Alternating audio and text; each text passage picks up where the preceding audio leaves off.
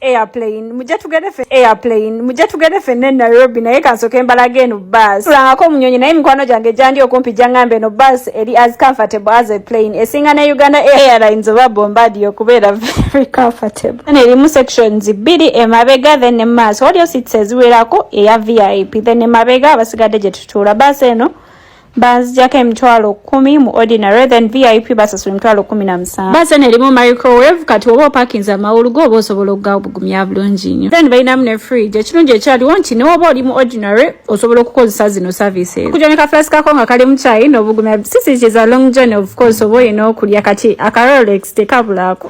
Basasula VIP ekyamanyi kye basasulira ye more legroom nti oba olinawo osobola okuteeka amagulu go ne begolola bulungi naye ne mabega bali very comfortable nga bulijjo tulinnya nabayuba twalinya saawe mu twatuuka e Nairobi saawa nyezo okumakya. This is the fastest bus I've used so far and it was very comfortable. Siteri bus ndala yonna namayuba emachinga bebetu okusubula ye nina mungi nnyo buli yali ngamba nti basubula wajjuwale basubula wa masimu mwena ngenda bakola kera mubeere nga muli very ready. The suppliers numbers zonna nazifunye.